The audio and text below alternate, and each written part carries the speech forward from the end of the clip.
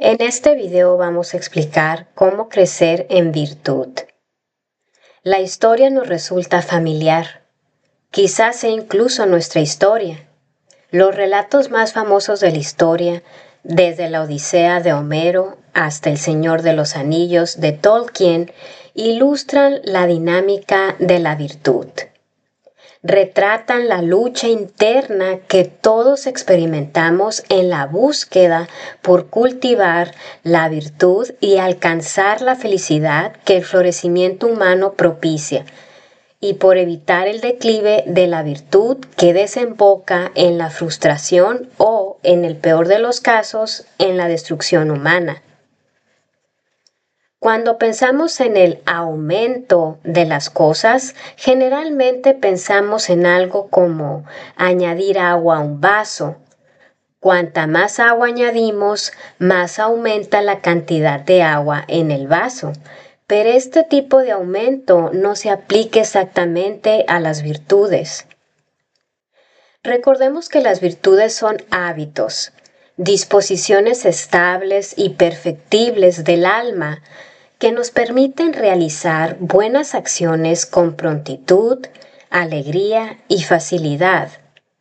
A diferencia del agua, las virtudes no son realidades físicas ni materiales. Por lo tanto, las virtudes no aumentan añadiendo más virtud, como si la justicia aumentara añadiendo más justicia a la voluntad humana. El aumento de la virtud se produce en la persona misma. La persona participa más plenamente en la forma habitual de la virtud. Una persona crece en las virtudes cuando participa más perfectamente en ellas. El crecimiento o la decadencia de la virtud se asemeja a la dinámica del calentamiento. Una roca se calienta más o menos en proporción a su contribución al calor. El calor de la roca no está separado de la roca misma. De igual modo, en la virtud, el crecimiento no está separado de la persona humana. ¿Cómo crecemos en virtud? Recordemos que existen dos grandes categorías: las virtudes morales o virtudes humanas y las virtudes teologales o virtudes sobrenaturales. Recordemos también que una virtud es la perfección habitual de una facultad humana, ya sea la facultad de conocer, la de amar o la de sentir. Una virtud moral natural se fortalece de dos maneras. 1. Mediante la práctica misma de la virtud. Somos lo que comemos, nos convertimos en lo que hacemos y nos volvemos virtuosos en nosotros mismos al practicar la virtud. Santo Tomás de Aquino explica que si uno desea ser una persona justa, una persona motivada por la justicia, por ejemplo, los actos de justicia deliberados y regulares, aunque no sean fáciles, son formas eficaces de cultivar esta virtud. Santo Tomás de Aquino también explica que podemos cultivar una virtud específica mediante la práctica de otras virtudes. Dado que el ser humano es una unidad, las virtudes están interconectadas. Por lo tanto, la práctica de una virtud puede contribuir al desarrollo o al ejercicio de otras. Por ejemplo, alguien que desea ser más moderado en su consumo de alimentos o bebidas procesadas, que quiere tener una mejor alimentación, se beneficia de la virtud de la prudencia, mediante la cual discierne lo que es un consumo moderado o balanceado de su alimentación, una virtud que también podría verse como templanza. Por consiguiente, existen dos maneras principales de crecer en las virtudes teologales. Primero, La recepción de los sacramentos, en particular la misa y el sacramento de la penitencia o confesión. Segundo, la oración. Los sacramentos y la oración son los medios por los cuales crecemos en las virtudes teologales. Recordemos que las virtudes teologales se imparten al alma humana a través del sacramento del bautismo. Al bautizarse, las personas reciben la gracia divina en sus almas. Esta gracia transforma sus facultades intelectuales y de voluntad. A medida que el niño bautizado crece, recibe la primera comunión y el sacramento de la confirmación, estos sacramentos confieren de manera singular y poderosa una profundización de la gracia divina, una mayor unión sacramental con Dios y por lo tanto una mayor intensificación de las virtudes teologales.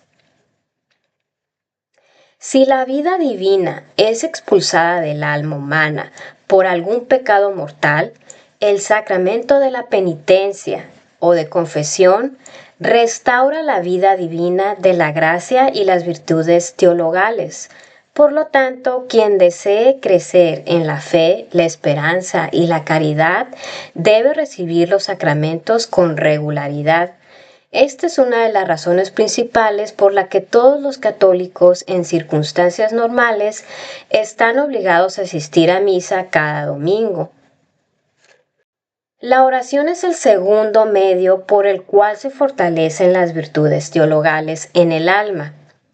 La oración aumenta nuestra fe, nuestra esperanza y nuestra caridad porque une activamente a la persona humana con Dios. A menudo pensamos en la oración como pedir cosas a Dios, y esta, por supuesto, es una forma perfectamente legítima de oración. Sin embargo, la esencia de la oración es mucho más sencilla y mucho más profunda que la petición. La oración es cualquier elevación del alma a Dios. La forma más sencilla de orar es hablar con Dios con libertad, con intención y con tranquilidad. Dado que la oración nos une a Dios, mediante la oración la persona humana crece en la fe, en la esperanza y en la caridad. Las virtudes teologales provienen directamente de Dios y están directamente vinculadas y ordenadas a Él. Por lo tanto, las dos vías principales para crecer en la fe, la esperanza y la caridad, son la recepción de los sacramentos y la oración. ¿Cómo se debilitan las virtudes? Las virtudes se debilitan mediante actos contrarios al bien, actos contrarios a las virtudes mismas. En el caso de las virtudes morales, debilitamos los hábitos virtuosos de prudencia, justicia, fortaleza y templanza mediante actos intensos y repetidos que son contrarios al bien perfectivo de estas virtudes. Por ejemplo, un hombre puede tener la virtud de la justicia. Es un hombre justo. Sin embargo, aún es posible que actúe en contra del orden justo, tal vez mediante actos de deshonestidad, robo o infidelidad. Y si comenzara a actuar de manera contraria al orden justo, la virtud de la justicia en su voluntad se debilitaría hasta tal punto que comenzaría a sufrir el desorden de los vicios de la injusticia. Así como incrementamos y aumentamos nuestra participación en las virtudes morales mediante actos virtuosos, también las disminuimos mediante actos viciosos, contrarios al bien de las virtudes. ¿Cómo disminuimos las virtudes teologales?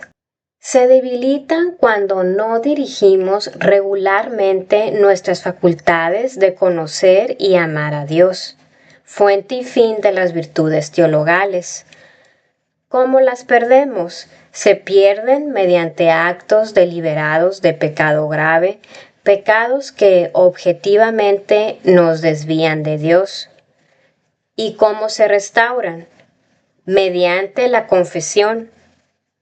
En este sacramento, Dios nos reconcilia consigo mismo sin importar cuáles sean nuestros pecados y restablece las virtudes teologales en nuestras almas.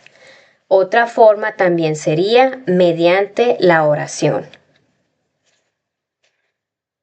Sin más por el momento, me despido, les agradezco que se hayan quedado hasta aquí. Este fue un transcrito del curso Virtud, el camino a la felicidad, instruido por el padre Cajetán Cody.